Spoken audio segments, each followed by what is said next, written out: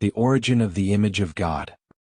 In the previous cast, we highlight how the creation of everything is unfolding by a divine plan in motion. Material or life comes in existence if conditions are auspicious. But the Godhead is so much greater than only setting up this dynamic process.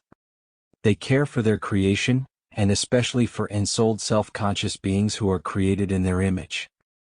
For the awakened earths there are divine plans to guide their intelligent life to higher cultures. And for the individual God-knowing souls there is an extensive school in the afterlife, with the aim of spiritualizing, to ascend them to His glory. These plans therefore exist on two different realities, but are empowered by the same underlying flow. The spirituality of the first primitive people hardly transcended the material, it acted mostly on its survival instinct. They were aware of the dangers surrounding them, and feelings of fear and anxiety determined much of their actions. The first primitive religions arose out of this kind of emotions, and they became the starting point of the first forms of evolutionary religion. They were mined from matter and brought to the spiritual. Much of what was going on in the consciousness of these primitive people was superstition driven by the self-centered search for security. Evolutionary religion developed awe of the intangible in consciousness, and it is often expressed by primitive people in worshipping the elements. As these people evolved culturally, and a form of civilization emerged in which man had secured his existence, there was room for higher conceptions through, and their religion could evolve further.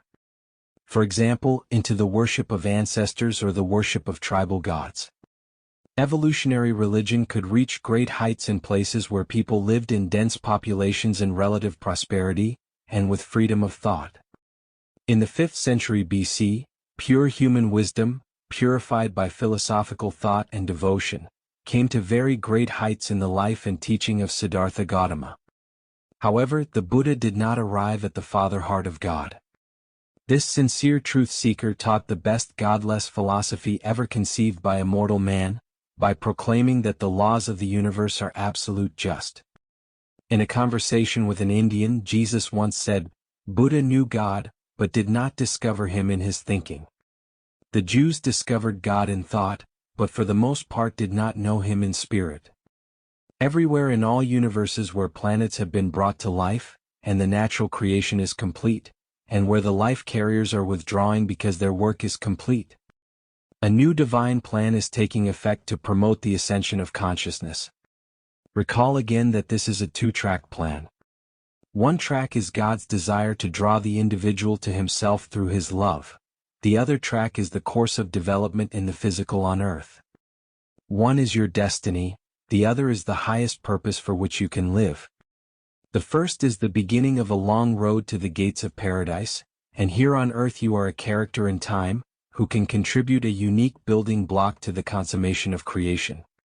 The highest state for a planet in the consummation of creation is that it becomes an earth of light and life. The Apostle John had seen glimpses of this. When a planet has produced intelligent beings of its own, your Creator sends an angelic power to bring this intelligent life to maturity. This begins by guiding the cultural life of peoples to a higher level. These spiritual beings are able to inspire man's consciousness. However, at various times it also happens directly in the material. Such tangible divine intervention always has great consequences for the course of the cultures and thereby the history in which such an event takes place, and it always leaves traces. We call this the so-called revelations of religion. On your earth, there has been 4 times a direct divine intervention. When the various races spread over the earth, the heavenly rulers appointed an angel as a spiritual sovereign over your earth. The angel was put in charge of millions of spiritual beings who were given to the earth for the development of man. None of these beings are able to communicate directly with humans, but they are able to inspire thoughts in humans. If you dissect the word inspiration, you will understand that they can operate in the mind or in spirit. However, we mention right here that no spirit has the power to take over the will of a human being. No matter how heavily a man is influenced, all his actions are performed by his own willpower. This spiritual ruler appointed over your earth was given permission for 100 ascended creatures who had once lived rich lives, and whose spirits now resided in higher dwelling worlds where they were exposed to divine experiences, to come to earth, where they were raised in a biological body. This 100 built a city, which became a kind of educational institute or cultural center for the primitive peoples. Primitive man thus received direct help in order to climb to higher civilizations. Many old cultures still have memories of these powerful men of name in their legends. The only two still known by name in the collective memory of mankind are Nod, whose name appears in the Bible book of Genesis, where Cain married a woman from the land of Nod, and Van. In today's eastern Turkey there is a large lake which still bears his name. These 100 did not have earthly biological bodies but bodies that responded to the vibrations of the universe. By eating fruit from the tree of life, they continuously renewed themselves from within. They were in direct contact with the spiritual world, which enabled them to communicate with the angels. They were a blessing to the primitive peoples, and they made great advances in agriculture, cattle farming, trade, hygiene, and all other aspects of civilization, until they were rudely pulled apart by the rebellion of Lucifer. The spiritual prince appointed over the earth was tempted by Lucifer, and he lapsed into the prince of darkness.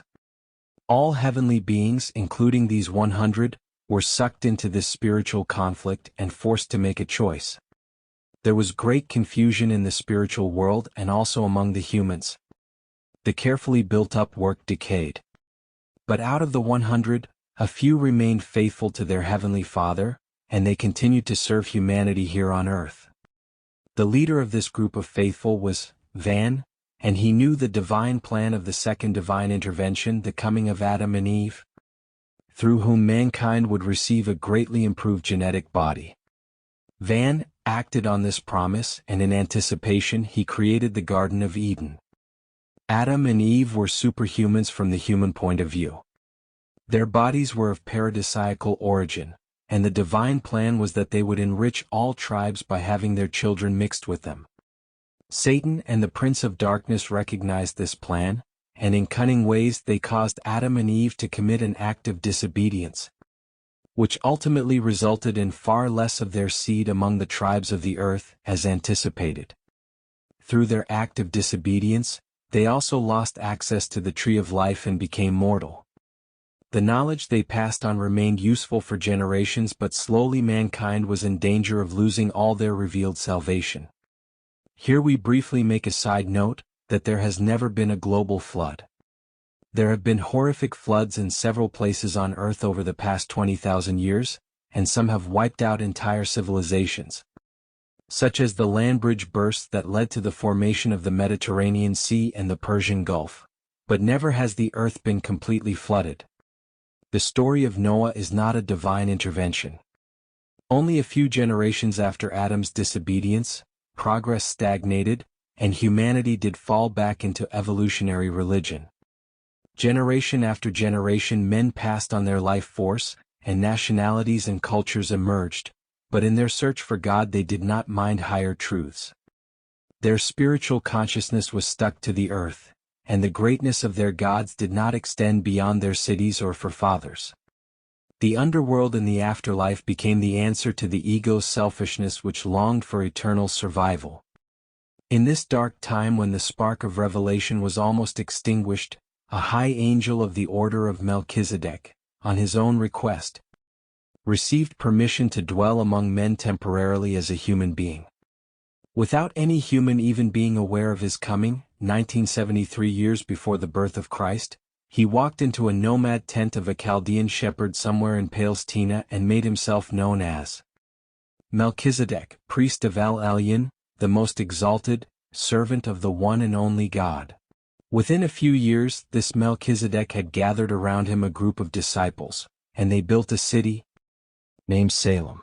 Soon he was known to all the surrounding tribes as the priest of El Elyon, or as the king of Salem. Salem is the ancient foundation of present-day Jerusalem. His wisdom drew people, and from everywhere they came to Salem to learn higher truth. Melchizedek served mankind for 94 years, then he disappeared as suddenly as he had come. He left no descendants. During these years he trained thousands of disciples whom were sent out as missionaries to teach mankind a clearer understanding of God, and through his efforts, morale among mankind was raised. His influence was most noticeable in the immediate area, where he left in the collective the promise that a Son of God would come among man. While it may be a mistake to speak of chosen people, it is not wrong to refer to Abraham as a chosen individual. For Melchizedek indeed placed upon Abraham the responsibility to keep the truth alive. Centuries later, Melchizedek's teachings about El Elyon, the Most High, the only God, were largely forgotten. But during the Egyptian slavery of the Semitic peoples, these nomads retained a stubborn traditional belief in Yahweh, the God of their forefathers. From among them arose the unforgettable Moses, who, with the spark of truth, kindled a new sacred fire from which he forged the Hebrew nation. Moses succeeded not only in leading his people out of Egypt but also in giving them the belief of being the chosen people. He upgraded the tribal god Yahweh to the Lord, the God of Israel. A God great and terrible, a consuming fire, formidable and omnipotent. He forged from these enslaved people a new nation and wisely nationalized his religious teachings, telling his followers that Yahweh was a harsh teacher, a jealous God. Moses made a heroic attempt to elevate Yahweh to the dignity of a supreme deity by presenting him as the God of truth and without iniquity, fair in all his ways. But the limited powers of comprehension of his followers made it necessary to speak of God as if he were in man's image, subject to bows of anger, jealousy, and rage. He raised the morale of these uneducated people through the 10 Commandments. He taught the people to be in awe of God. After Moses' death, the exalted idea of God quickly crumbled, and the people soon returned to the older desert idea of Yahweh. But Moses had succeeded in forging a collective unity of different tribes bound together by the elusive notion of being chosen. No matter how deep their decline seemed, this group always produced a new judge or prophet who usually forcibly reformed the people politically. However, the Hebrews did have as the only people a deity who was unique in the sense that he was absolutely the only supreme God, the God of the covenant. The tribes fought another battle among themselves between Yahweh and Baal, but monotheism triumphed over polytheism. Slowly Yahweh took on kinder attributes such as the Merciful One, but generally he was the national conscience of the Hebrews, who did recognize that God would not forgive their crimes and sins even though they were the chosen people. Slowly, however, the image of God changed. Through time, God-knowing prophets like Hosea, Isaiah, and Jeremiah stood up, who sang of God's compassion and goodness, making him greater than the national God. It was Jeremiah who first fearlessly declared that Yahweh was the God of all the earth. And was it not Isaiah who dared to proclaim God's glory by, "Heaven is my throne, the earth the footstool of my feet," and how beautifully he described about a God of personal love without ceasing. "In the high and in the holy I dwell, and with the contrite and humble in spirit."